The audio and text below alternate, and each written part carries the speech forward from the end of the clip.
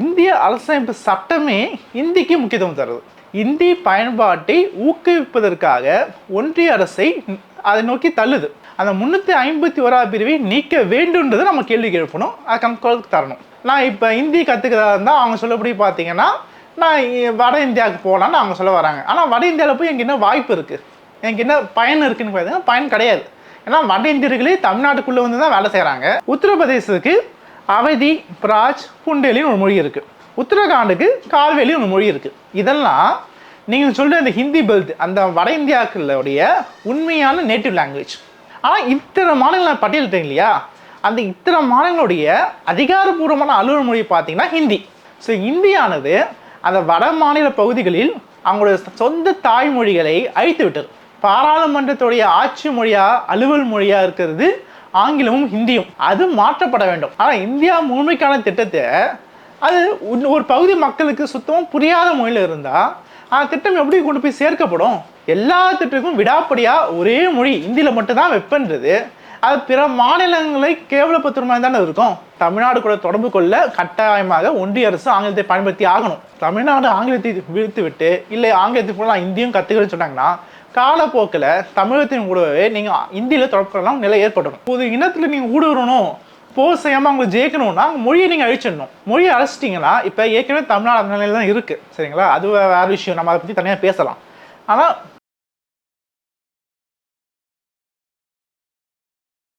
வணக்கம் அருண்குமார். வணக்கம் வல்லரசு, எப்படி இருக்கீங்க? நல்லா பார்க்குறேன். நீங்கள்? மிக்க மகிழ்ச்சி. அண்மையில் நீங்கள் கேள்விப்பட்டிருப்பீங்க, இந்த மும்மொழி கொள்கை அப்படிங்கிறது மீண்டும் ஒரு பூதாகரமாக மாறி இருக்கிறது. நடுவண் அரசு இந்த மும்மொழி கொள்கை அப்படிங்கிறத ஏற்றுக்கொண்டால் தான் நிதியை நாங்கள் விடுவோம் அப்படின்னு சொல்கிறாங்க. மாநில அரசு அதை மறுக்கிறாங்க. என் உயிரே போனாலும் அதை நான் பண்ண மாட்டேன்னு சொல்கிறாரு முத்துவேல் கருணாநிதி ஸ்டாலின், தமிழ்நாட்டின் முதலமைச்சர். இந்த விவகாரங்களை எப்படி பார்க்குறீங்க? தமிழ்நாட்டுக்கு 3வது மொழி கொண்டு வந்தால் என்ன தப்பு? தனியார் பள்ளியிலலாம் படிக்கிறாங்க, அரசு பள்ளி ஏழை மாணவர்களை ஏமாத்தாதீங்கன்னு பாஜக உள்ளிட்ட கட்சிகள் எதிர்க்கிறாங்க தமிழ்நாடு அரசை. நீங்கள் எப்படி இந்த விஷயத்தை பார்க்கணும்னு நினைக்கிறீங்க?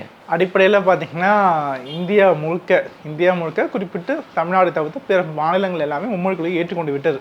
அதான் நடைமுறையில் இருக்குது. ஆனால் தமிழ்நாடு மட்டும் கிட்டத்தட்ட 60 ஆண்டுகளுக்கு மேலாக 60 வருஷத்துக்கு மேலாக இருமொழி கொள்கையை தான் நம்ம நினச்சி நம்ம ஃபாலோ பண்ணிட்டு வரோம். முதல்ல இப்போ இந்நேரத்துக்கு ஏன் மும்மொழி கொள்கையை நம்ம கொண்டு வரணும்னு மத்திய அரசாங்கம் நினைக்கிறது, அது ஏன் அவங்க ரொம்ப புஷ் பண்ணுறாங்கன்னு நம்ம தெரிஞ்சுக்கணும். நம்ம ஃபஸ்ட்டு அடிப்படையில் பார்த்தீங்கன்னா இந்தியாவிலே ஆளுகின்ற எந்த அரசாங்கம் இருந்தாலும் சரி, அது ஆண்டு கொண்டிருக்கின்ற பாஜக அரசாங்கம் இருந்தாலும் சரி, ஆளப்போகின்ற அல்லது ஆண்ட சரிங்களா காங்கிரஸ் அரசாங்கம் இருந்தாலும் சரி, அவங்க அடிப்படையிலேயே இந்திக்கு தான் முக்கியத்துவம் தராங்க. அது நம்ம ஒத்துக்க வேண்டிய விஷயம் தான். ஏன்னா இந்திய அரசமைப்பு சட்டமே இந்திக்கு முக்கியத்துவம் தருது. நம்மளோட கேள்வி அதை நோக்கி தான் எழுப்பணும். இந்திய அரசியலமைப்பு சட்டம் 351வது பிரிவு, சரிங்களா? 351வது பிரிவு இந்தி பயன்பாட்டை ஊக்குவிப்பதற்காக ஒன்றிய அரசை அதை நோக்கி தள்ளுது. அந்த 351வது பிரிவை நீக்க வேண்டும்ன்றது நம்ம கேள்வி எழுப்பணும், அதுக்கு தரணும். ஏன் இந்திக்கு நீங்கள் இவ்வளோ முக்கியத்துவம் கொடுத்து ஏன் இந்தியை ஊக்குவிக்கணும்? ஏன்னா இந்தியா என்பது இந்தி பேசுகின்ற மக்களின் நாடு அல்ல. முக்கியமாக இன்னொரு விஷயம் என்னென்னா, கிட்டத்தட்ட ஒரு பொதுப்படையில் என்ன செய்தி இருக்குன்னா, இந்தி என்பது இந்தியாவின் தேசிய மொழியாகவும் இந்தியர்கள் இந்தி மொழி பேசுபவர்களாக என்றதான் ஒரு எண்ணம் இருக்குது. ஆரம்ப காலகட்டத்தில் இந்தியா ஃபுல்லாக நம்ம என்ன இருந்தது, உலக நாடுகள் ஃபுல்லாக நம்ம என்ன இருந்தது. எப்போ நம்மளுடைய மக்கள் வந்து அயல்நாடுக்கு பயணம் பண்ணுறாங்களோ அப்போலாம் பார்த்தீங்கன்னா அங்கே ஆச்சரியம் பார்ப்பாங்க, நீங்கள் இந்தியாவிலேருந்து வரீங்க ஹிந்தி தெரியாதான்னு கேட்பாங்க. அந்த மாதிரி பிம்பத்தை தான் ஒன்றிய அமைச்சர்கள் இல்லை ஒன்றிய தலைமை அமைச்சர்கள் உலகத்தில் லெவலில் ஏற்படுத்தி கொண்டு இருந்தாங்க. அவங்களுக்கு தக்கான பீடபூமிக்கு கீழே, அதாவது தென்னிந்தியான்னு இந்தியா ஒரு அமைப்பு இருக்குது, அங்கே இந்தியை தவிர பிற மாநிலங்கள் தன்னுடைய சொந்த தாய்மொழியை பேசிட்டு இருக்கிறாங்க, அங்கே அலுவல் மொழியாக இருந்திருக்குன்னு அவங்க தெரியல. தெரிஞ்சாலுமே அதை அவங்க மதிக்கலை. அவங்கள பொறுத்த வரைக்கும் நான் இந்தியா, அது இந்திக்கு தான் முக்கியத்துவம் தரணும், இந்தி தான் இந்தியாவின் தேசிய மொழி அப்படின்னு சொல்லி ஒரு கட்டமைப்பு உருவாக்கிட்டு இருந்தாங்க. ஆனால் அடிப்படையில் பார்த்தீங்கன்னா இந்தி என்பது இந்தியாவினுடைய தேசிய மொழி கிடையாது. இதையே பல முறை நம்ம திரும்ப சொல்ல வேண்டிய கட்டாயம் இருக்குது. தமிழ்நாட்டில் சில பேர் இன்னும் என்ன நினச்சிட்டு இருக்கிறாங்கன்னா, இந்த மும்மொழி கொள்கையை ஆதிப்பவர்கள் இருக்கிறாங்க இல்லையா, அவங்க என்ன நினைக்கிறாங்கன்னா ஹிந்தி என்பது தேசிய மொழி தானே, அது நம்ம இந்தியை கற்றுக்கிறதான நல்லது அப்படின்னு ஒரு கருதுகளை முன்வைக்கிறாங்க. என்னன்னா நீங்கள் இப்போ செய்திகள் வெளியே வந்தாலுமே சில நபர்கள் இன்னும் அதே எண்ணத்தில் தான் இருக்கிறாங்க. தமிழ்நாட்டுக்குள்ளேயே இந்த நிலமானா, அதாவது இருமொழி கொள்கையை பின்பற்றுகின்ற இந்தியை எதிர்க்கின்ற தமிழ்நாட்டுக்குள்ளேயே இன்னும் இந்தியை தேசிய மொழி என்று கருதுகின்ற சில நபர்கள் இருக்கிறார்கள் என்றால், இந்தியை மூலமாகவே படித்து இந்தியாவே ஊறி திளைக்குகின்ற இந்தியாவினுடைய வட மாநிலங்களில் அவங்க இந்தியை தேசிய மொழி தான் சொல்லிட்டு இருக்கிறாங்க. முதல்ல அந்த எண்ணத்தை நம்ம உடைக்கணும். இந்தி என்பது இந்தியாவினுடைய அலுவல் மொழி மட்டுமே. அலுவல் மொழி என்பது வேறு, தேசிய மொழி என்பது வேறு. இந்தியாவுக்கு தேசிய மொழி என்று ஒன்று கிடையாது. நம்ம என்ன கேட்குறோம், அந்த அலுவல் மொழி இருக்கு இல்லையா, அந்த அலுவல் மொழியில் முதல்ல இந்த இந்திய எதிர்ப்பு போராட்டம் தமிழ்நாட்டில் ஏன் தீர்மானம் அதை நீங்கள் எதிர்பார்க்கணும். சரி, நீங்கள் அனலைஸ் பண்ணி பார்த்தீங்கன்னா வரலாற்றில் என்ன நடக்கிறதுனா, அலுவல் மொழியாக ஆங்கிலம் 15 ஆண்டுகள் தொடரும் சொல்லி தான் அரசியலமைப்பு சட்டம் உருவாக்கும் போது கூறப்பட்டது. அதுக்கப்புறம் என்ன பண்ணாங்கன்னா, அது 50 இயர்ஸ் கழிச்சுட்டு நம்ம அனலைஸ் பண்ணி பார்த்துட்டு ஆங்கிலத்தை இந்தியாவிலிருந்து முழுமையாக தூக்கி எறிந்து விட்டு இந்தியை முழுமையாக பயன்படுத்த வேண்டும். அதுதான் இந்திய அரசியலமைப்பு சட்டத்தை இயற்றங்களுடைய அடிப்படை நோக்கமாக இருந்தது. சரிங்களா? அதனால தான் பார்த்தீங்கன்னா அரசியலமைப்பு சட்டம் 343 இந்தியை ஆட்சி மொழியாகவும் 351 இந்தியை ஊக்குவிப்பதற்கான கடமையை அரசியலமைப்பு சட்டம் ஒன்றிய அரசுக்கு தருது. அதனால தான் இந்தி திவாசன நாள்லாம் கொண்டாடுறாங்க. இந்தியை ஊக்குவிப்பதற்காக பாராளுமன்றத்தில் குழுக்கள்லாம் அமைச்சு அந்த குழுக்களுடைய பரிந்துரைகள்லாம் வாங்கி அதை செயல்படுத்துகிறாங்க.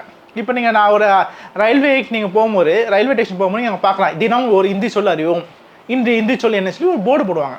அதெல்லாம் எதுக்காகனா இந்தியை மக்களிடையே பரப்புகின்ற வேலை. சரிங்களா? இப்போ அடிப்படையில் இந்த அரசியலமைப்பு சட்டம் இருக்கிறதுனால தான் இந்திய அரசு இந்த வேலையை செய்யுது. நம்ம எப்போவுமே ஒரு பிரச்சனைக்கான மூல காரணத்தை நோக்கி செயல்படணும். மூல காரணத்தை நோக்கி நம்ம கேள்வி எழுப்பினா மட்டும்தான் அதுக்கான நிரந்தர தீர்வு கிடைக்கும். ஒரே ஒரு கேள்வி, இப்போ நீங்கள் இந்தி திணிப்பை இவங்க எப்படிலாம் பண்ணுறாங்க அப்படிங்கிறத குறித்து தான் இப்போ நீங்கள் முதற்கட்ட பார்வை சொல்கிறீங்க. இப்போ அவங்க என்ன சொல்கிறாங்கன்னா, மும்மொழி அப்படிங்கிறது இந்தி திணிப்பு கிடையாதுங்க, இந்தியை நாங்கள் சொல்லவே கிடையாது, மூன்றாவது மொழியாக இந்தியாவில் பேசப்படும் ஏதேனும் ஒரு மொழியை கற்கக்கூடிய வாய்ப்பை கூட உங்களை போன்றவர்கள் ஏன் தடுக்கிறீங்க அப்படின்னு தமிழ்நாட்டு அரசை பார்த்து கேள்வி எழுப்புறாங்க பிஜேபிக்காரங்க. அதை எப்படி புரிஞ்சுக்கிறது? நம்ம பதில் கேள்வி எழுப்புவோமே. நம்ம இந்தியாவில் நீங்கள் இந்தி மொழியை நாங்கள் ஏற்றுக்கல, சரிங்களா? மூணாவது மொழி நீங்கள் சொல்ல வரீங்க. மூணாவது மொழியில் இந்தியை தவிர்த்து நீங்கள் என்ன மொழி தர விருப்பப்படுறீங்க? நாங்கள் தெலுங்கு கொடுப்போம், கன்னடம் கொடுப்போம், மலையாளம் கொடுப்போம், பீகாரி கொடுப்போம், போஜ்புரி கொடுப்போம், பஞ்சாபி கொடுப்போம், என்ன வேணால் கற்றுக்கலாங்க, வங்காள கூட கொடுத்து எல்லாத்தையும் தருவீங்களா? ஏதாவது ஒன்று மட்டும் தருவீங்களா?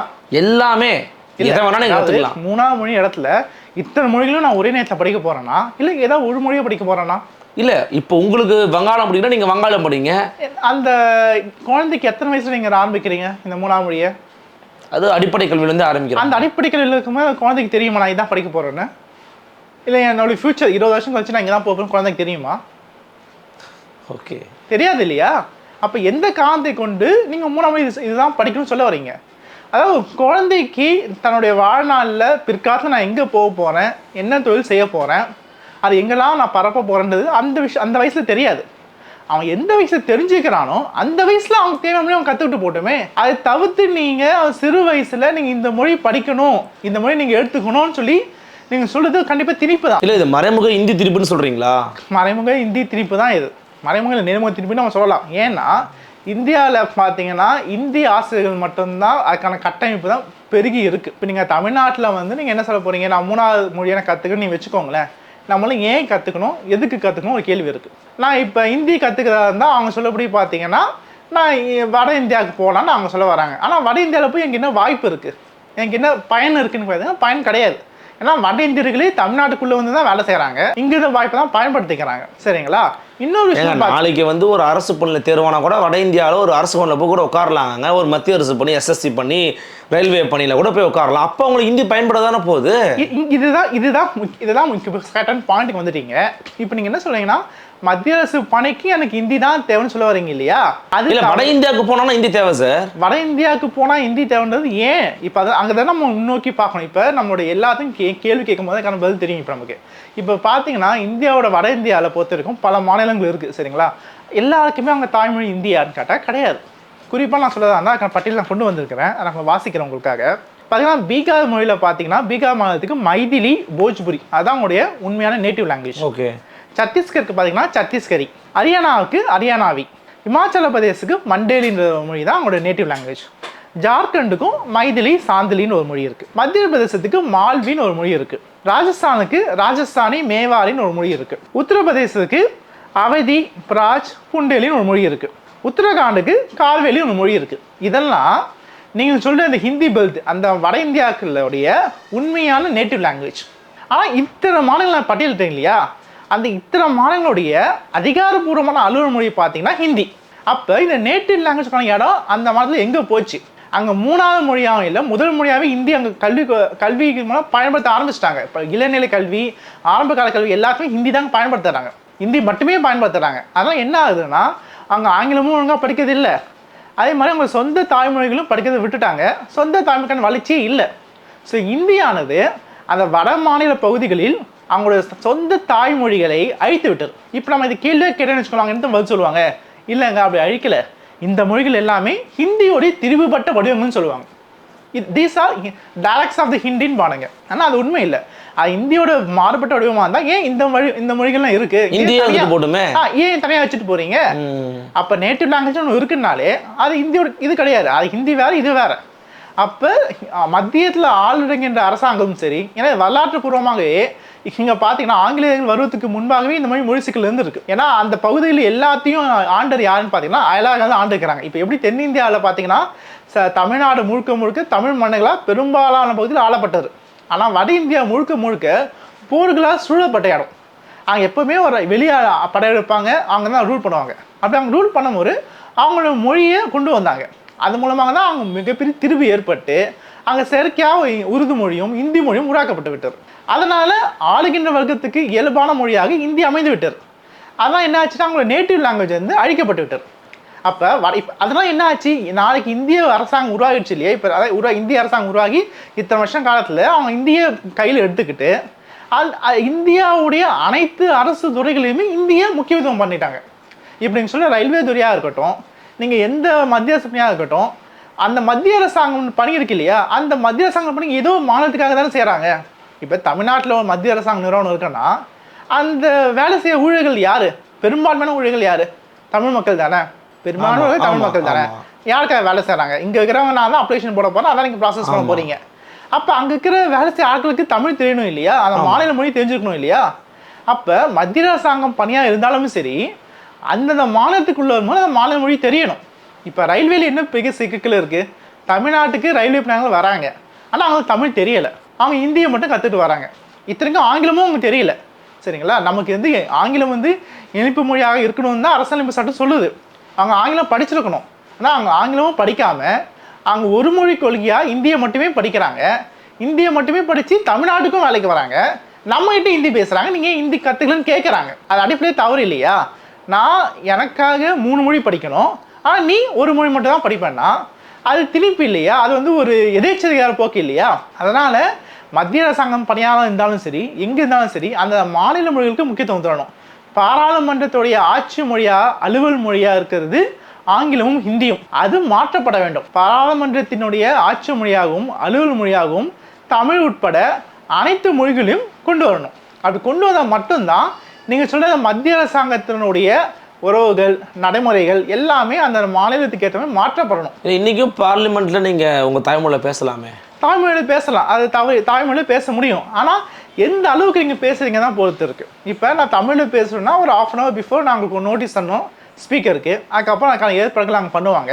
இப்போ நான் தமிழ் பேச அவங்க டிரான்ஸ்லேட் பண்ணுவாங்க, அதுக்கப்புறம் அவங்க இங்கிலீஷ் ஹிந்தியில் அவங்க பதில் பேசினாங்கன்னா அது திரும்ப தமிழை டிரான்ஸ்லேட் பண்ணுறதுக்கு இன்னும் கொஞ்சம் நேரமாகும். இதெல்லாம் தவிர்த்துட்டு நீங்கள் இது எப்படி தொழில்நுட்ப இதாக இன்னும் நம்ம சிந்திக்கணும். ஆட்சி மொழி இப்போ ஒரு அரசாணை வெளியுது, உதாரணத்துக்கு சொல்கிறேனே, நீங்கள் அரசாணை கூட விடுங்க, இப்போ திட்டங்கள் எளிமையாக பேசுவோம், வெளிப்படையாக பேசுவோம், திட்டங்கள் தராங்க. இப்போ கேலோ இந்தியா திட்டம் வந்துடு இல்லையா, விளையாட்டு துறைக்கு ஒரு திட்டம், அந்த மாதிரி எவ்வளோ இப்போ நீங்கள் புதிய கல்வி பார்த்தீங்கன்னா ஜல்சக்தி சமண ஒவ்வொரு பேர் சொன்னாங்க. அந்த பேர்லாம் யாருக்கான பேர்கள்? அந்த திட்டம் இந்தியா முழுமைக்கானது தானே. ஆனால் இந்தியா முழுமைக்கான திட்டத்தை அது ஒரு பகுதி மக்களுக்கு சுத்தமாக புரியாத மொழியில் இருந்தால் அந்த திட்டம் எப்படி கொண்டு போய் சேர்க்கப்படும்? இத்தனை மாநிலங்கள் இருக்குது, அதுக்கு பொதுவாக நீங்கள் ஆங்கிலத்தில் பேர் வச்சுட்டு போகலாம். இல்லை நான் ஆங்கிலத்தில் வைக்க மாட்டேன், இந்திய மொழிகள் தான் வைப்பீங்கன்னா ஒரு ரவுண்ட் ராபின் ஃபேஷனில் ஒரு திட்டத்துக்கு இந்தியில் வச்சுக்கோ, 2வது திட்டத்துக்கு தமிழ் வி, 3வது தெலுங்குல வி, 4வது மலையாளத்தில் வி, அப்படி மாற்றி மாற்றியாக வச்சுட்டு போகலாம் இல்லையா? அப்படி வச்சுருந்தா அந்த மாநிலத்துக்கு நீங்கள் மதிப்பளிப்பதமாக இருக்கும் இல்லையா? நீங்கள் அதுவும் வைக்காமல் எல்லாத்துக்கும் விடாப்படியாக ஒரே மொழி இந்தியில் மட்டும்தான் வெப்பன்றது அது பிற மாநிலங்களை கேவலப்படுத்துற மாதிரி தானே இருக்கும். புரியுதுங்களா? இது ஒரு கேள்வி இல்லையா? அதனால தான் சொல்கிறேன், இந்திய அரசியலமைப்பு சட்டம் இந்திக்கு முக்கியத்துவம் தருது. அதை மூலம் நம்ம தடுத்து நிறுத்தணும், அதை கேள்வி கேட்கணும், அந்த அரசியலமைப்பு பிரிவை நீக்கணும். அதுக்கப்புறம் அது பண்ணாதான் பாராளுமன்றத்தில் இந்தியோட ஆதிக்கம் குறையும். தென் பாராளுமன்றத்தில் தமிழ் உட்பட அனைத்து மொழியும் கொண்டு வரணும். அது கொண்டு வந்த பிறகு தான் நீங்கள் சொல்ல போய் மத்திய அரசு பணிகளில் இயல்பாகவே தமிழானது முன்னோக்கி வரும். தமிழ் மட்டும் இல்லை, தமிழ் மாதிரியே பிற மாநில மொழிகளும் முன்னோக்கி வரும். அப்படி பண்ணும்போது இயல்பாகவே இந்தியாவில் வேற்றுமையில் ஒற்றுமை என்பது உண்மையாக இருக்கும். நீங்கள் வந்து இந்தி திணிப்பு எதிர்க்கிறீங்களா, இந்தி மொழியவே எதிர்க்கிறீங்களா சார்? நான் இந்தி மொழியை எதிர்க்கலை, சரிங்களா. இந்தி மொழி ஆளுமை, தனக்கு அதிகாரம் இல்லாத இடத்திலும் ஆளுமை செய்கிறதுன்னு நம்ம சொல்கிறோம். இல்லை, இப்போது தமிழ்நாட்டில் ஏற்கனவே பல ஆயிரக்கணக்கான சிபிஎஸ்சி பள்ளிக்கூடங்கள், தனியார் பள்ளிக்கூடங்களில் 3வது மொழியை கற்றுக் கொடுத்துக்கிட்டு தான் இருக்காங்க. அப்போது அதே போல் தமிழ்நாடு அரசில் பங்கெடுத்துக்கக்கூடிய பல முக்கியமான ஆட்சியாளர்கள் நடத்தக்கூடிய தனியார் பள்ளிக்கூடங்களையும் 3வது மொழியாக இந்தியை கற்றுக் கொடுக்குறாங்க. அப்போது அவங்கெல்லாம் ஹிந்தி படிக்கலாம், ஏழை மக்கள் படிக்கக்கூடாதா? அப்போ அதையே தடுக்கிறீங்கன்னு கேட்குற கேள்வி எப்படி மதிப்பீடு பண்ணுறீங்க? இல்லை, இப்போ நம்ம என்ன சொல்கிறோன்னா, கொள்கையை நம்ம தவறுன்றோம், சரிங்களா. அந்த கொள்கையை தப்புன்னு சொன்ன பிறகு அந்த கொள்கையின் வழி நின்று செயல்படுற எல்லா சிலையுமே தப்புன்னு ஆயிடும். ஓகே, அதுவுமே தப்பு தான்றீங்க? ஆமா, அதுவும் தப்பு தான். அப்போ அது மாநில அரசின் படையா? ஒரு தனியார் என்ன கற்றுக் கொடுக்கணுங்கிறத எப்படி ஒரு மாநில அரசு தீர்மானிக்க முடியாது? சிபிஎஸ்சி போர்டில் நீங்கள் முதல்ல சிபிஎஸ்சி போர்டு எதுக்கு உருவாச்சுன்னு நம்ம தெரிஞ்சுக்கணும் ஃபர்ஸ்ட். இப்போ என்ன பண்ணாங்கன்னா, புற்றீசல் போல ஆனவனா எல்லாரும் சிபிஎஸ்சி எஜுகேஷன் திறந்துடுறாங்க. ஏன் திறக்கிறாங்கன்னா, CBSE is not comes under the state government, சரிங்களா. முதல்ல சிபிஎஸ்சி ஏன் வந்துரு, மத்திய அரசாங்கம் பணியாளர்கள் மாநிலம் விட்டு மாநிலம் போவதுக்காக அவங்களோட குழந்தைகளின் நலனுக்காக உண்டாக்கப்பட்டது தான் சிபிஎஸ்சி எஜுகேஷன். ஆனால் இப்போ என்ன செய்யறாங்க, மாநிலத்தில் இருக்கிறவங்களே சிபிஎஸ்சியை போய் சேர்க்கணும். அதுக்கான கட்டாயம் என்ன? இல்லை, அதனுடைய பாடத்திட்டம்லாம் ரொம்ப வலிமையாக இருக்கும், மாநில அரசு பாடத்திட்டத்துக்கு இணையாக இருக்காதுன்றாங்க. குழந்தைக்கு வலிமையான முக்கியம் இல்லைங்க, அந்த குழந்தைக்கு அந்த வயசில் என்ன ஏற்றுக்கொள்ள முடியுமோ அது நம்ம கற்றுத்தரணும், சரிங்களா. குழந்தைய மேலே நீங்கள் திணிக்கிறீங்க, உங்களால் ஒரு செயல் செய்ய முடியல, அது என் குழந்தை செய்யணும்னு சொல்லி நீங்கள் ஆசைப்படலாம், ஆனால் அதை தான் செய்யணும்னு சொல்லி திணிக்கக்கூடாது. நீங்கள் இப்போ மக்கள்கிட்ட இன்னொரு பொது புத்தியில் ஒன்று இருக்கு, என்ன இருக்குன்னா, அரசாங்க பள்ளி என்பது ஏழைகளுக்கான கல்வி, அரசாங்க பள்ளி என்பது கிராம மாணவர்களுக்கான கல்வின்னு ஒரு பொது புத்தி இருக்குது. அடிப்படையில் நீங்கள் அமெரிக்கா போன்ற உலக நாடுகளில் போனீங்கன்னா அங்கே தனியார் பள்ளிகள் கிடையாது. அங்கே முக்கிய கல்வி நிறுவனம் என்பது அரசாங்க பள்ளி மட்டும்தான். அடிப்படை கல்வி நான் பொறுமையாக சொல்கிறேன், அடிப்படை கல்வி என்பது கவர்மெண்ட் ஸ்கூல் தான். அதுதான் ஸ்ட்ராங்கஸ்டான எஜுகேஷன் அவங்க பொறுத்திருக்கோம். அது மாதிரி காமன் பப்ளிகேஷன், அது வந்து காமன் ஸ்கூல் சார், ஏழையும் சரி பணக்காசு எல்லாமே படிப்பாங்க. அந்த மாதிரி தான் இந்தியாவிலையும் அரசு பள்ளிகள் இருக்க வேண்டும். அரசு பள்ளி என்பது அடிப்படையில் ஒரு பொது கல்வி, சரிங்களா. அது வந்து வெறும் ஏழைகளுக்கான கல்வி, கிராமப்புறமான கல்வின்னு சொல்லக்கூடாது. அந்த சொல்லாலே தவறு. ஏன் இப்போ சென்னை போன்ற மாநகராட்சியில் அரசு பள்ளி கிடையாதா? அங்கே மாணவர்கள் படிக்கலையா? அது என்ன கிராமத்தில் மட்டும்தான் மாணவர்கள் அரசு பள்ளியில் படிக்கிறாங்களா? அப்படி இல்லையே. அரசு பள்ளி என்பது இருக்கணும். அது கிராமப்புறத்துக்கு மட்டும் இல்லை, கிராமப்புறம், நகரப்புறம், மாநகராட்சி எல்லாத்துக்கும் அரசு பள்ளி இருக்கணும். மற்றும் அது ஏழைக்கான கல்வி மட்டுமல்ல, அது வந்து ஒரு பொதுப்பள்ளி. அரசு பணியாளர்களுடைய குழந்தைகளும் அரசு பள்ளியில் தான் படிக்கணும். நம்ம அந்த மாதிரி தான் சட்டத்தை கொண்டு வரணும். நீங்கள் இப்போ ஒரு அரசு ஒரு கல்வி நடத்துறதுன்னா அதில் அந்த அரசாங்கத்தை சேர்ந்தவங்களே பார்ட்டிசிபேட் பண்ணாமல் இருந்தாங்கன்னா எப்படி மக்கள் அதில் பார்ட்டிசிபேட் ஆவாங்க? மக்கள் பங்கேற்கணும்னா அரசு முன்னோக்கி உள்ளே போகணும் இல்லையா? அப்போ தான் மக்களுக்கு ஒரு நம்பிக்கை வரும். இல்லை, அரசு பள்ளிகளோட தரம் வந்து தனியார் பள்ளிகளுக்கு தரத்துக்கு இணையாக இல்லைன்னு சொல்கிறாங்க. தனியாக அது தரம் சார்ந்த பிரச்சனை, அது ரெண்டாவது விஷயம்.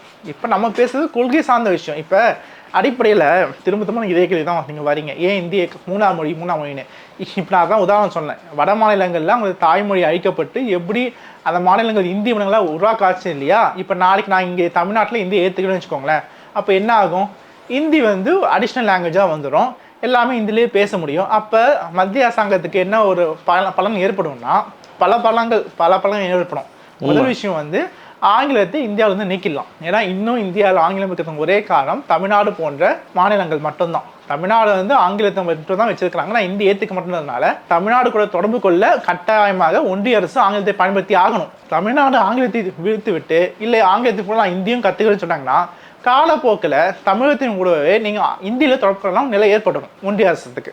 அப்போ என்ன ஆகும்னா இந்திய முழுக்க, அதாவது இந்தியா முழுக்க இந்தியிலேயே தொடர்பு கொள்ள முடியும் நிலை ஏற்பட்டு விட்டால் இயல்பாகவே ஆங்கிலம் அடுத்த 30 ஆண்டுகள், குறைந்தபட்சம் 15லேருந்து 20 ஆண்டுகளில் நீக்கப்பட்டுவிடும். அப்போ நீக்கப்பட்டுடுச்சுன்னா இந்தி வந்து இந்தியா ஃபுல்லாக வந்துடும். அப்போ என்ன ஆகிடும்னா அந்தந்த மாநிலங்களுடைய சுயத்தன்மை இழந்து போயிடும். முக்கியமாக இந்தி இப்போ இன்னொரு விஷயம், நீங்கள் அரசியல் காரணமாக ஒரு சொல்கிறீங்க இல்லையா, மத்திய அரசாங்கம் வந்து திரிக்கிறேன்னு. இப்போ பாஜகவும் இருக்கட்டும் காங்கிரஸும் இருக்கட்டும், அவங்க ஏன் தமிழ்நாட்டில் வேறு ஒன்று முடியல அடிப்படையில்? இல்லையே, தமிழ்நாட்டை ஆண்ட கட்சி தானேங்க காங்கிரஸ். அப்போ தமிழ்நாடு காங்கிரஸ் இருந்துருங்க, இப்போ அதுக்கப்புறம் ஏன் ஆள முடியல? ஏன்னா திராவிட கட்சிகள் வளர்ந்துருச்சு. திராவிட கட்சிகள் ஏன் வளர்ந்துரு? மொழி உணர்வு, இன உணர்வு. அது உணர்வு ஏன் பாஜகவுக்கும் காங்கிரஸுக்கும் இல்லை? ஏன்னா அவங்க இந்தியை அடிப்படையாக வச்சுக்கிறாங்க. ஏன்னா அவங்க தேசிய மொழி, நாங்கள் தேசிய நீரோட்டம்னு சொல்கிறாங்க.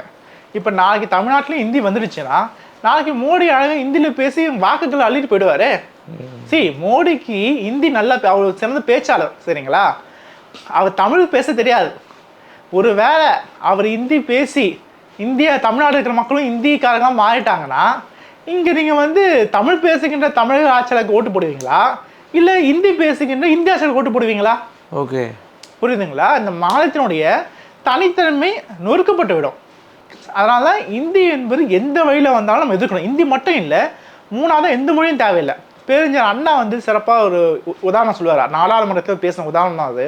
ஒரு கோழி குட்டி இருக்குது சரிங்களா, ஒரு கோழி தாய் கோழி இருக்குது, இன்னொரு கோழி குஞ்சு இருக்குது. அந்த குஞ்சுக்காக ஒரு சின்ன ஓட்டை போட்டு குஞ்சு வெளியே போகிறதுக்கும் தாய் கோழிக்கு ஒரு ஓட்டை போகிறது அவசியம் கிடையாது. ஏன்னா நீங்கள் சொல்லுறது அதுதான். நான் மும்மொழி கொள்கை அடிப்படை என்ன வந்துடுனா, மாநிலங்கள் தங்களுக்குள்ளே பேசுவதற்கு அந்த லோக்கல் லாங்குவேஜ் பயன்படுத்திக்கிட்டோன்றார். மாநில மொழிகளை மாநிலங்கள் தங்களுக்குள், அதாவது இந்த மாநிலமும் இன்னொரு மாநிலம் பேசுவதற்கு அல்லது ஒன்றிய அரசுடன் பேசுவதற்கு ஹிந்தி மொழி வேணுமா, அதுக்கப்புறம் உலகத்தோடு பேசுவதற்கு இங்கிலீஷ் வேணுமா. அதுதான் அவங்க சொன்ன உதாரணம்.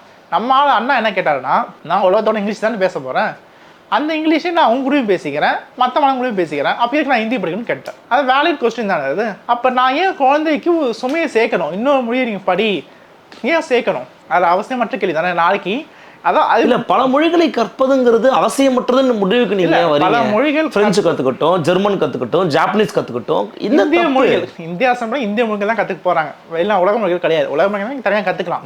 நான் என்ன சொன்னேன், இந்திய மொழிகளையும் வெளியே போய் கற்றுக்கோங்க. ஏன் ஒரு பாலிசியில் கொண்டு வரீங்க?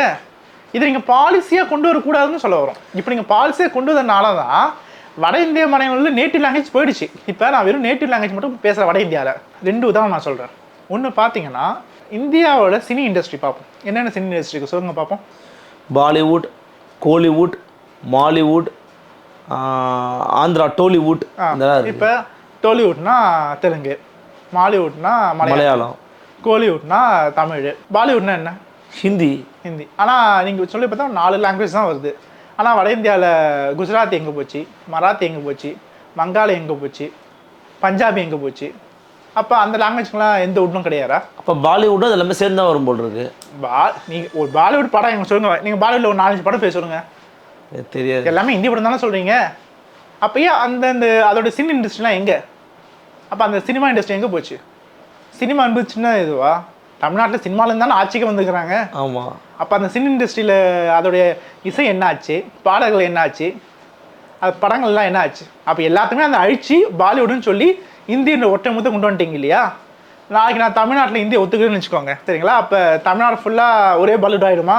அப்போ இங்கே இருக்கிற நான் விஜயும் சரி ரஜினியும் சரி நான் சூப்பர் ஸ்டார் கொண்டாட முடியாது. நான் ஷாருக் கானையும் அமிதாப் பச்சன் தான் கொண்டாட முடியும். நாளைக்கு இங்கே ஆட்சி செய்யலாம். ஏன்னா தமிழ்நாடோட இயல்பு சினிமா மூலமாக தான் அரசியலுக்கு வராங்க. அது இன்னும் சிக்கலாக போகும். அப்போ ஒரு சினிமான்னு ஒரு உதாரணம் எடுத்து கொண்டாலே இவ்வளோ சிக்கல் இருக்குது. அதுலேயே ஆதிக்கப்படுத்திருக்காங்க மொழி ரீதியாக. ஏன்னா அது மக்கள் ஒரு இனத்தில் நீங்கள் ஊடுருவணும், போர் செய்யாமல் அவங்களை ஜெயிக்கணும்னா மொழியை நீங்கள் அழிச்சிடணும். மொழியை அழிச்சிட்டிங்கன்னா இப்போ ஏற்கனவே தமிழ்நாடு அந்த நிலையில் தான் இருக்குது சரிங்களா, அது வேறு விஷயம், நம்ம அதை பற்றி தனியாக பேசலாம். ஆனால் இப்போ என்ன இருக்குன்னா, இந்தி மூலமாக தமிழ்நாட்டிலேருந்து தமிழை நீங்கள் விலக்கி வைக்க பார்க்குறீங்க, ஆங்கிலத்தையும் விலக்கி வைக்க பார்க்குறீங்க. இது தமிழ் மட்டும் இல்லை, ஆங்கிலத்துக்கு மிகப்பெரிய கேடு. ஆங்கிலத்தை நீங்கள் தூக்குறீங்க இந்தியாவிலேருந்து. ஏன்னா ஹிந்தி வந்துட்டாலும் ஆங்கிலம் தேவையில்லை.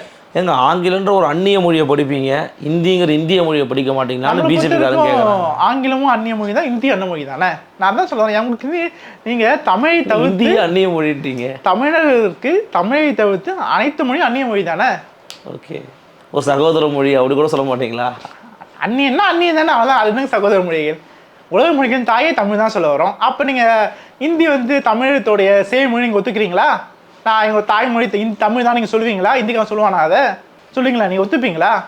இப்போ இது இரும்பு கண்டுபிடிச்ச காலத்தையே இன்னும் பிரதம அமைச்சர் வெளிப்படையாக பேசலை, எதுவுமே பண்ணிக்கலை. அப்போ இது மட்டும் எப்படி ஒத்துப்பாங்க? அதனால் பாலிவுட்டுன்னு சொல்லி நீங்கள் ஒரு உதாரணத்துக்கு நான் சொல்ல வரேன். இந்த மாதிரி இந்தியோட திணிப்பின் மூலமாக இந்தி உள்ளே வந்துட்டா எப்படி சமூகத்தில் மாற்றம் ஏற்படுது, கலாச்சார ரீதியான மாற்றங்கள், வணிக ரீதியான மாற்றங்கள். இப்போ பொருளாதார ரீதியாக இன்னொன்று பார்த்தீங்கன்னா, சினிமா மட்டும் இல்லை, நம்ம இந்த ஒரு சேனலுக்கு வருவோம், ஸ்போர்ட்ஸ் சேனலுக்கு வருவோம். நம்ம ஸ்டார் பர்சன் சொல்லி சேனல் இருக்குது, தெரியும் உங்களுக்கு எல்லாருக்கும். ஆமாம், அதாவது இந்த கிரிக்கெட் சேனல்லாம், கிரிக்கெட்லாம் எல்லாருமே போடுவாங்க, கிரிக்கெட் மட்டும் இல்லை, எல்லா சேனல் போடுவாங்க. அதில் முதல்ல ஆரம்பிச்சுட்டு பார்த்தீங்கன்னா இங்கிலீஷ்லேயும் ஹிந்திலையும் தான் ஆரம்பிக்கிறாங்க இந்தியாவில், சரிங்களா? அதை ஆரம்பித்து ஹிந்தி ஏன்னா அவங்க உள்ள இந்தியாவுக்குள்ளே வரும்போது அவங்களோட அண்டர்ஸ்டாண்டிங் என்னன்னா இங்கிலீஷ், ஹிந்தி தான் இந்தியாவோட முகம்னு சொல்லி அவங்க உள்ளே வராங்க. அவன் அடிப்படை லாங்குவேஜ் வந்து இங்கிலீஷ் தான், அப்புறம் ஹிந்தி தான் முக்கியம் சொல்லி ஹிந்திக்கு வரான் இந்தியா மூலமாக.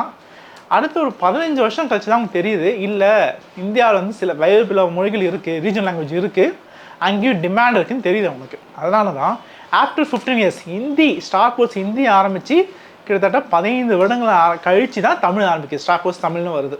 ஓகே, தமிழ் வந்த பிறகு அடுத்த ஒவ்வொரு வருஷத்தில் தமிழ், தெலுங்கு, கன்னடம், மலையாளம் சொல்லி லைனாக எல்லா லாங்குவேஜும் வருது. அவனுக்கு ஏன் இந்த மொழிகள் கொண்டு வரணும் தெரியுதுன்னா, இங்கே இருக்கிற மக்கள் அவங்க ஹிந்தி ஏற்றுக்கலன்னு அவங்க தெரியுது.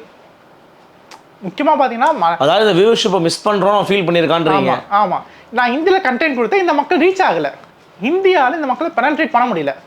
அதுவும் குறிப்பாக அவனால் வந்து ஆந்திரா கர்நாடகாவில் பண்ண முடியும், ஏன்னா ஆந்திரா கர்நாடகாவில் ஹிந்தி படிக்கிறாங்க. முக்கியமாக தமிழ்நாட்டில் பெனட்ரேட் பண்ண முடியல. நான் தமிழ்நாட்டுக்கு மட்டும் தமிழ்னு சொல்லி கொடுத்தேன்னா, தமிழுக்கு மட்டும் ஏன் கொடுத்தா எங்களுக்கு ஏன் தெரியல, அவன் கேள்வி கேட்பான், புரியுதுங்களா?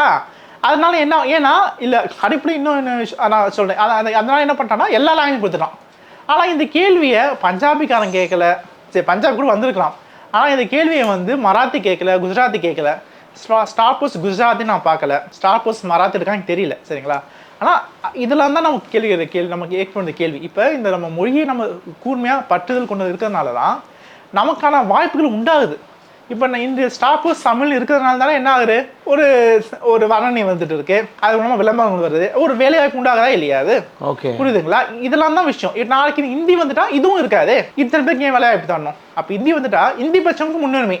அப்போ தமிழ்நாட்டில் ஏற்கனவே தமிழ்நாட்டில் தமிழ் பட்சம் முன்னுரிமை இல்லை, இப்போ நான் ஹிந்தி வந்துட்டா ஹிந்தி பட்சம் மட்டும்தான் முன்னுரிமை ஆகிடும். அப்போ சொந்த நாட்டிலேயே நீங்கள் 2ஆம் தர குடிமக்களாக மாறுறீங்க, புரியுதுங்களா? நீங்கள் உங்களுக்கு நிலம் கையில் தான் இருக்கும், நீங்கள் தமிழ்நாட்டில் தான் இருப்பீங்க, ஆனால் உங்கள் மொழி இருக்காது.